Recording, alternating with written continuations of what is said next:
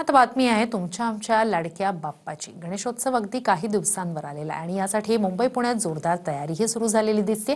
मुंबईत अनेक मंडळांनी रविवारच्या दिवशी लाडक्या बाप्पाची मूर्ती मंडपात आणली आहे। आता यानंतर मंडपात देखावे साकारण्यात येणार आहेत। मोठ्या थाटामाटात बाप्पाची मिरवणूक काढण्यात आली। पाहूया। गणेशोत्सवाला आता मोजकेच दिवस शिल्लक राहिलेत, त्यामुळे गणेश भक्तांनी या उत्सवाच्या तयारीलाही सुरुवात केली। 27 ऑगस्टला गणेश चतुर्थी आहे आणि याच दिवशी गणपती बाप्पा विराजमान होणार आहेत। मुंबईच्या परळ वर्कशॉपमधून अनेक गणेश मूर्ती आपापल्या मंडपात दाखल होतात। गणपती मंडळांकडे जाताना मुंबईच्या रस्त्यांवर गणपतीची आगमन मिरवणूक सुद्धा काढण्यात आली होती। या मिरवणुकीदरम्यान पोलिसांचाही मोठा बंदोबस्त तैनात करण्यात आला होता।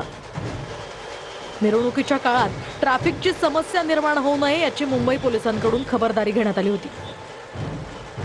डोंगरीचा राजा, कामाठीपुरा 4थ्या गल्लीचा राजा यासह खेतवाडी 6वी गल्लीचा राजा आणि मालाडचा राजा असे अनेक बाप्पा आपापल्या मंडळात दाखल झालेत।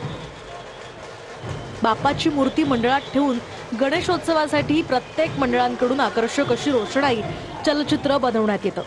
त्यासाठी काही मंडळ गणपती आधीच घेऊन जातात, तर काही ठिकाणी मंडपातच बाप्पाची मूर्ती साकारली जाते।